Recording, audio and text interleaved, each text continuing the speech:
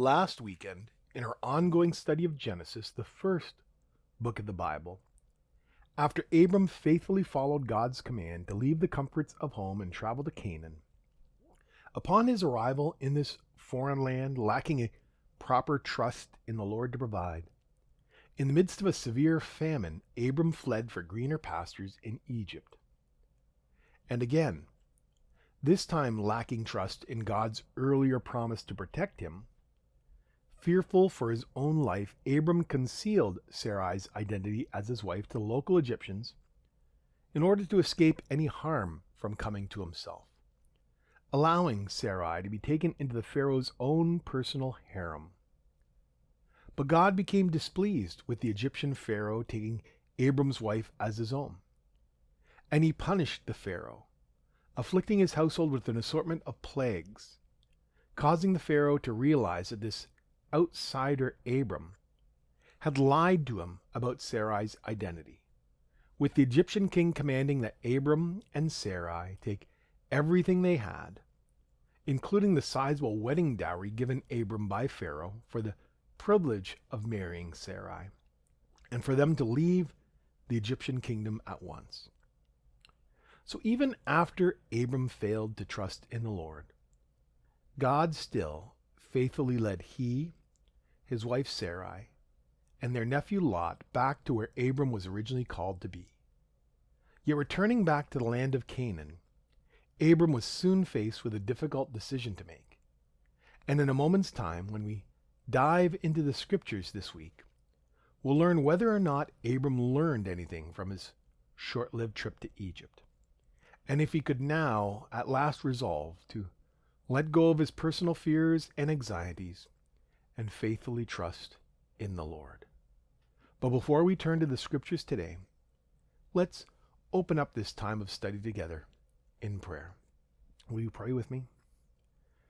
Dear Heavenly Father, we thank you for this day, and we thank you for your word.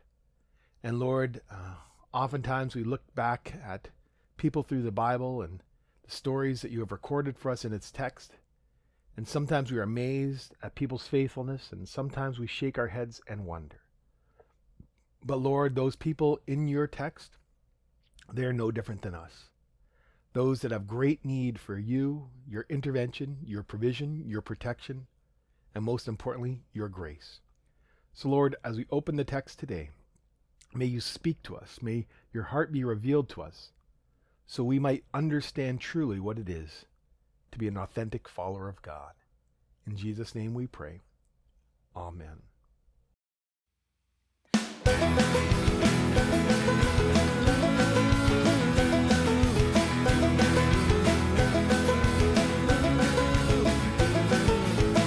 He takes our place and stands in front of God on high. He speaks on our behalf since we don't have the right. He pleads before the God who judges hearts of man. A mediator served the sentence for our sin. There is only one God. There is only one mediator standing between God and man. He's the only way to salvation.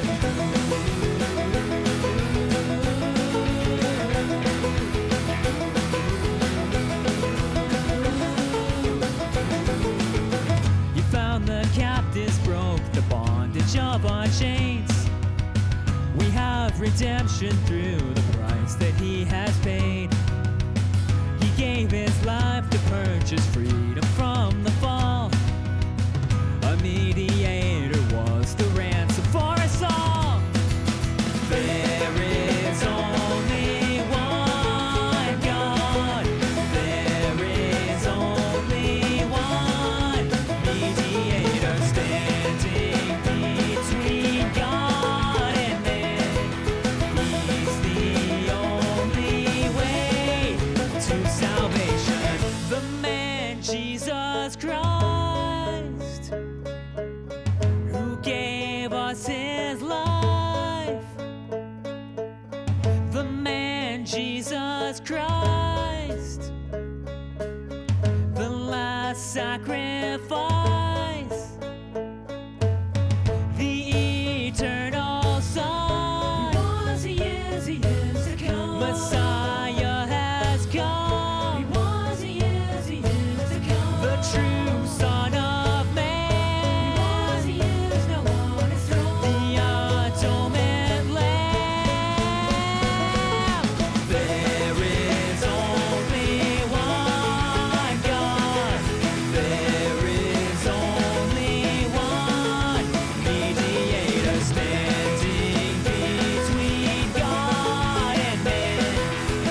He's the only way to salvation. There is only one God. There is only one mediator standing between God and man. He's the only way to salvation.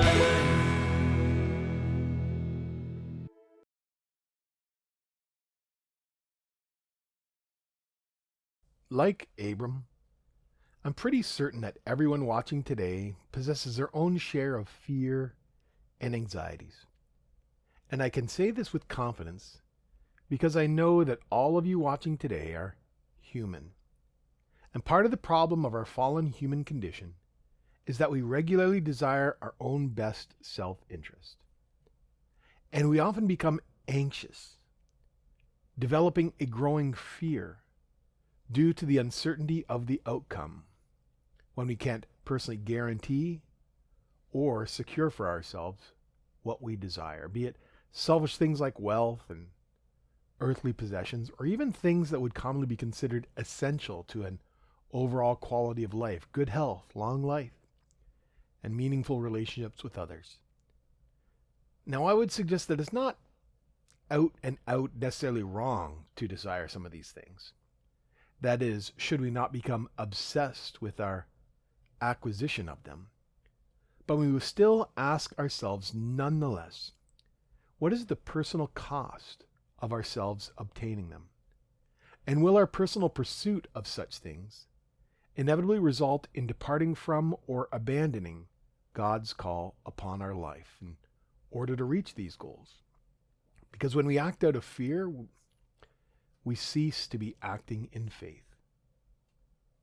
Well, hopefully now, after inviting some of your interest today, we can look at this week's passage of Scripture and perhaps even consider what we might have done had we been placed in Abram's sandals. After the Pharaoh effectively ejected Abram from Egypt, we learn in the beginning of Genesis chapter 13. So Abram went up from Egypt, he and his wife and all that he had, and Lot with him, into the Negeb. Now Abram was very rich in livestock, in silver, and in gold. Hauling all of his newly acquired plentiful herds and abundant wealth, Abram returns from Egypt to the Negeb, which is located on the southern tip of Canaan. And he journeyed on from the Negeb as far as Bethel, to the place where his tent had been at the beginning, between Bethel and Ai, to the place where he had made an altar at the first. And there Abram called upon the name of the Lord. And we read here, moving on from the Negeb, Abram returned back to an area where he had earlier constructed an altar to the Lord. And there, calling upon the name of the Lord, calling upon Yahweh, Abram worshipped God for perhaps the first time since he had originally left Canaan for Egypt. It was as though Abram was not just rededicating the land to the Lord once again, but also committing to rededicate himself personally to God's calling once more. And Lot, who went with Abram, also had flocks and herds and tents, so that the land could not support both of them dwelling together, for their possessions were so great that they could not dwell together. And there was strife between the herdsmen of Abram's livestock and the herdsmen of Lot's livestock. At that time, the Canaanites and Perizzites were dwelling in the land. So returning to Canaan with substantially more livestock than they had left with, the simple math was that there was just not enough green pastures in one place to sustain two entirely different sets of flocks and herds. Last week, it was a severe famine that initiated Abram's action. Now it's actually God's blessing that appears to provoke the problem, as it became increasingly clear that not just the present territory, but any one parcel of land in the region could not physically support the combined livestock that God had blessed Abram and Lot with their respective herdsmen increasingly getting contentious with one another as they competed for prime grazing territory, not just with each other, mind you, but with the herds of local Canaanites and Perizzites too. So whatever was Abram to do, had it become time for Abram to hit the road once more and head out again for greener pastures? Well, in a matter of speaking, yes, but also no. As we read in Genesis 13, verse 8, "Then Abram said to Lot, 'Let there be no strife between you and me, and between your herdsmen and my herdsmen, for we are kinsmen. Is not the whole land before you? Separate yourself from me. If you take the left hand, then I will go to the right. Or if you take the right hand, then I will go left.' And Lot lifted up his eyes and saw that the Jordan Valley was well watered everywhere, like the garden of the Lord, like the land of Egypt in the direction of Zoar." Now this was before the Lord destroyed Sodom and Gomorrah. So Lot chose for himself all the Jordan Valley, and Lot journeyed east. Thus they separated from each other. In an attempt to resolve the situation and eliminate any further growing enmity between both one another and their respected herdsmen, Abram wisely concluded that it would be best for he and Lot to finally part ways. And Abram, the effective patriarch of this traveling trio consisting of he, his wife, and his nephew, as head of the clan, he was well within his rights to assert his seniority and choose for himself whatever land he saw fit, and then send his nephew on his way to fend for himself. But instead, Abram selflessly offered to Lot first dibs, explaining that wherever Lot decided to settle, Abram would aim to settle in the opposite direction, well outside of Lot's chosen territory.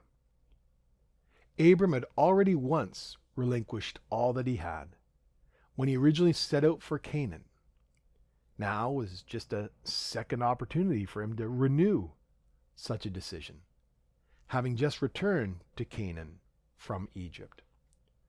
So Lot naturally looked at the land surrounding him and visibly saw that the Jordan Valley to the south was well watered, even comparing it to the legendary lushness of the Garden of Eden.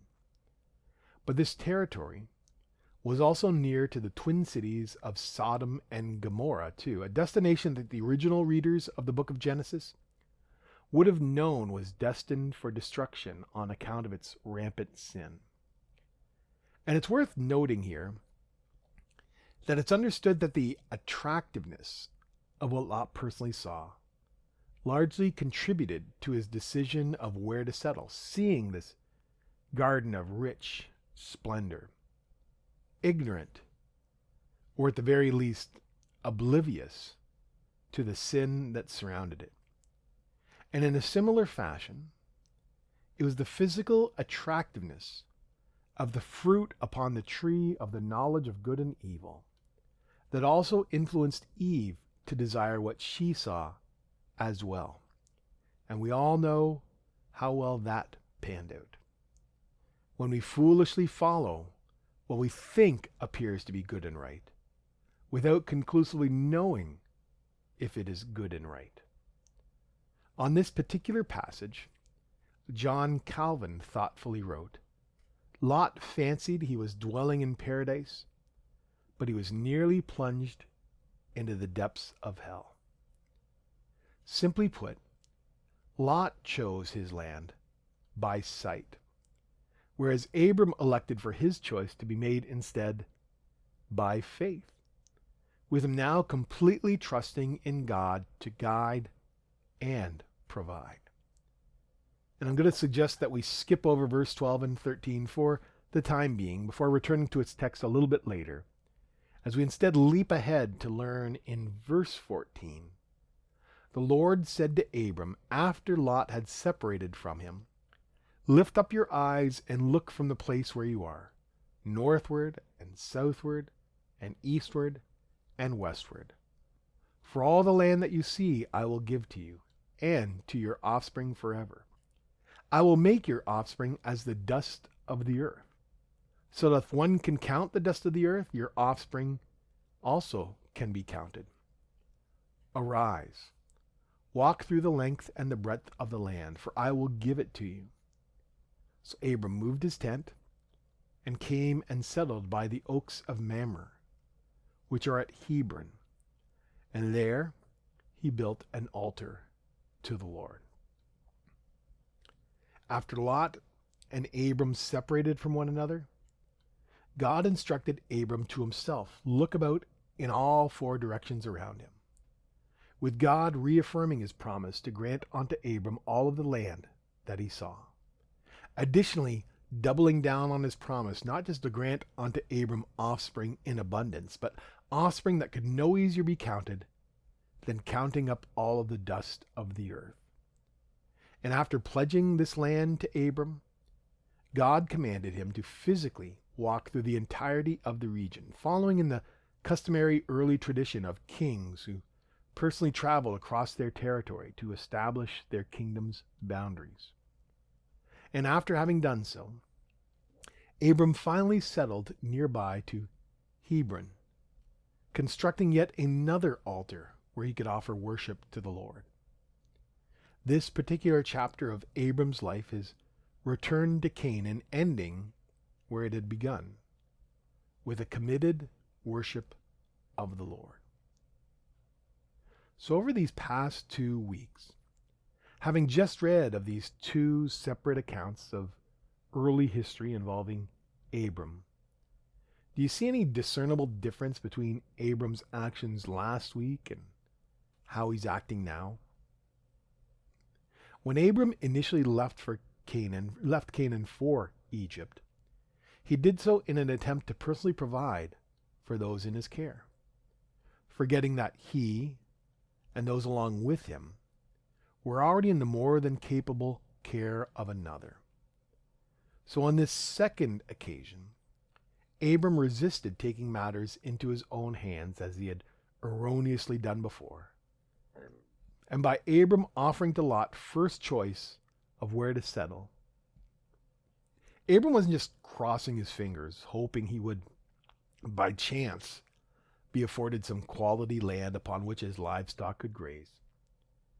Abram hadn't resolved to depend upon any luck of the draw at all either, as he had resolved instead to faithfully depend upon God, as it was arguably Abram's faith in God's sovereignty to provide and the Lord's pledge to watch over him in protection that gave Abram the confidence and freedom to be generous with his nephew, permitting Lot to himself take the land of his choosing, even though it was within Abram's power to do so himself. As Abram was finally prepared to faithfully trust that God would provide for both he and his future family, wherever they were located. But while Abram trusted in the Lord to choose for him land, his nephew Lot chose to depend upon his own sight and what he could physically see with his own eyes, rather than follow a heart that was committed to the Lord's leading. With Lot selecting an area to settle in that was just on the edge of the promised land, if not even slightly beyond it, on the very fringes of the land that God had promised to Abram and his future offspring. Surely Abram would have made it clear to Lot why they'd originally left home and ventured to the land of God's choosing in the first place, when they had left Haran to head for Canaan. Abram was following the Lord, and Lot was following Abram. But by selecting an area on the very edge of the land promised to his uncle, it was as though Lot was ready to set out on his own in independence, and was, in a sense, turning his back on both Abram and God's earlier promises to him. And should you join us next week, we'll learn how well that turned out for him. But for today, we have two men, an uncle and a nephew. The uncle giving the nephew a choice as to where to begin his legacy, with the nephew inevitably taking the sweetest deal available to him, seemingly without any measure of regard for his older uncle's future welfare. But Abram didn't just offer to Lot the prime choice of land, solely to give their individual flocks and herds more rooms to graze. He arguably did so in an effort to keep the peace between them and their individual households, in a deliberate attempt to prevent any developing strife between the two kinsmen. And what Abram has personally done here is actually commended from one end of the Bible to the other, with those who follow God regularly encouraged to reconcile with their brothers whenever at all possible. Regardless of how poorly one may have been treated by the other, we are repeatedly advised in Scripture to love our neighbor as ourselves, to treat others in the same manner that we would be thrilled to be treated ourselves, as it is God's desire for brothers and sisters to dwell in unity. In his Sermon on the Mount, Christ instructs the people of God to not even approach the altar of worship of the Lord without first trying to make amends with a quarreling brother. Proverbs 25:21 offers that if not your brother or even a friend, but if your enemy is hungry, give him bread to eat, and if they're thirsty, give them water to drink, refusing to take any joy in their suffering. After all, how we treat one another is an essential part of our witness. In my studies this week, I came across the story of a son who was openly critical of his father. The son once recorded as saying he was a hypocrite. Dad could talk about peace and love out loud to the world, but he could not show it to the people who supposedly meant the most to him, his wife and son. How can you talk about peace and love and have a family in bits and pieces? No communication, adultery, divorce. You can't do it. Not if you're being true and honest with yourself. The son's name was Julian, who was abandoned at age 5 by his father, famed Beatle John Lennon, who espoused peace publicly at every opportunity, while still yet there is no peace in his home. And if that's what a son expects of his father, how much higher should the bar be raised for one who proposes to follow the Father? Hebrews 12:14 instructs us to strive for peace with everyone and for the holiness without which no one will see the Lord, with James additionally offering a harvest of righteousness is sown in peace by those who make peace. Peacemaking lies at the very heart of God's character and being, as it was we, not he, but human beings who rebelled against God's perfect righteousness. Our ancestors, Adam and Eve, who broke the peaceful existence that they once shared with God when they acted selfishly, causing sin to enter into the world. And yet God doesn't desire for us to remain in this state of fallen brokenness, which is why he sent his Son to the earth to effectively act as a peacemaker for all of humankind. Jesus Christ, giving his own life as a sacrifice for many, so we all could escape the chaotic grip of sin. Without God in our lives, wherever we choose to set up our tent, we will find an absence of peace. And the only way we can possibly arrive at a proper sense of peace, not a peace involving opposing nations setting down their arms, but an inner peace that is realized only when we restore our relationship with the Lord. And this restoration can only take place by removing the sin that acts as a barrier between us and our Lord. The sin that disrupts the peace that was a part of God's original plan for his creation. His desire was not for us to live in chaos. His desire for us was to live in peace, both with him and with one another. But sin disrupts that peace. And though we can't act to remove this sin ourselves, God sent his own Son, Jesus Christ, to the earth to give his life so that those who place their trust in him and believe might themselves find peace. When the quarreling began between Lot and Abram's herdsmen, rather than allow things to escalate any further, Abram sought a pathway to peace. And he aimed to do so with this selfless gesture of giving priority land selection to his nephew Lot, with the end result being, as we rewind back now, as promised, to verse 12, where today's passage is summarized, while also foreshadowing a bit of what's to come next week in chapter 13, verse 12. Abram settled in the land of Canaan, while Lot settled among the cities of the valley and moved his tent as far as Sodom. Now the men of Sodom were wicked, great sinners against the Lord. Lot chose his own way, and he inevitably became surrounded by sin. And whenever we choose our own way, we too will find ourselves straying further and further apart from God, which is why we must ever resist putting our own plans before the plans of God, even though we may think we know what is best for our lives. Even when we allow our actions to be steered by our fears, God above not only knows, but he desires our best. And should we trust in both him and his promises for those who believe, we will find peace wherever we are.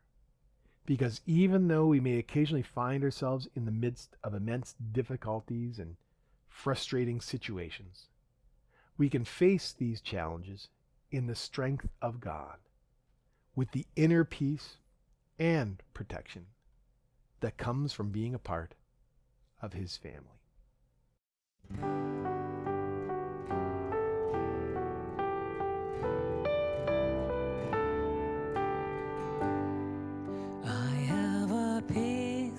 I can't explain. It goes beyond the sorrow. For there's a truth I can't erase.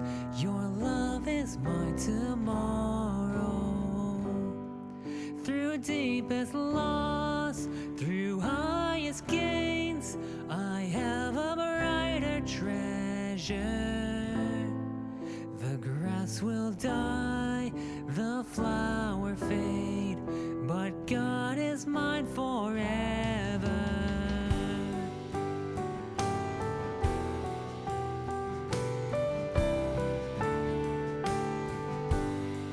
I have a peace when fears arise and waters roar around me.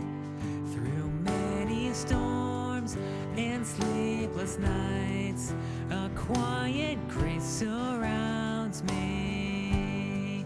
I know not what the future holds. I know who holds the future.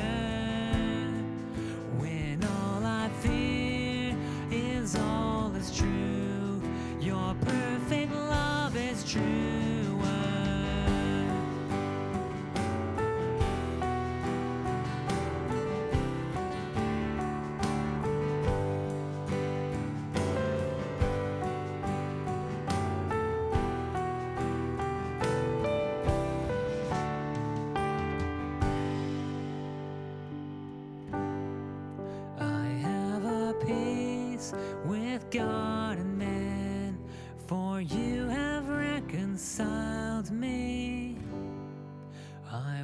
was at war, you came a friend to serve and stand beside me. The wounds are deep and anger burns, you showed me true forgiveness. So I'll extend what I have learned, the gift, the peace of God is. Through deepest loss, through highest gains, I have a brighter treasure. The grass will die, the flower fade, but God is mine forever.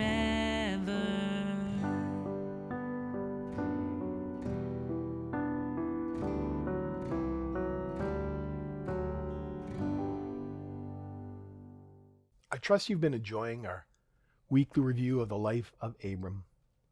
With as many highs and lows in the story as there are in the physical landscape of Canaan. As many of us can relate to seasons in our life when we feel so deep in the valley that we'll never experience the warmth of the sun.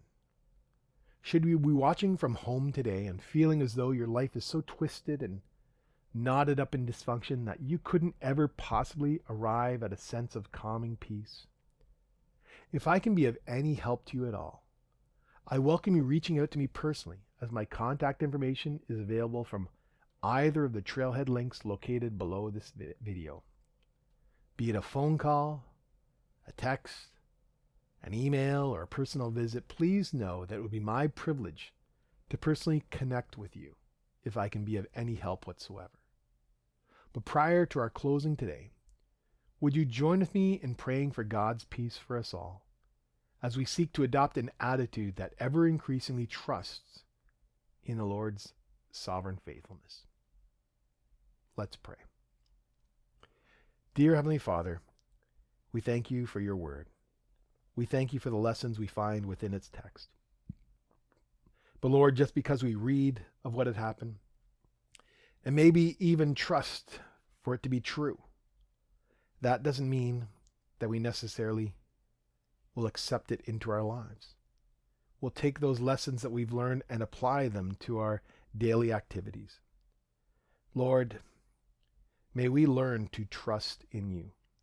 But Lord, the only way we can trust in you is through having a relationship with you, through spending time with you in the Word, in prayer, with other fellow believers. Lord, may you develop in us a strong confidence that seeks your will and not our own. That, Lord, when we are faced with decisions, we don't just try to figure out what's best for our lives. But Lord, might we look into our hearts, might we seek your direction and find what is best not just for us, but for your kingdom here on the earth. That our actions might bring glory and honor and praise to you in everything that we do. So Lord, may you give us a confidence to follow you. May you allow us to combat our fears that might lead us in another direction, so that day by day we would be following your path to righteousness, not our own path to our own personal glory. In Jesus' name we pray. Amen. As mentioned earlier, should you join us back here next week, either online or in person at our weekly Trailhead worship service, Sunday morning, 10:30 a.m., at the Silver Thread Seniors Club in Petawawa. We'll at that time check in on Lot and see how he fared settling into this southern territory enveloped in sin. But until next time, may the Lord of peace himself give you peace at all times, in every way. God bless you all, and bye for now.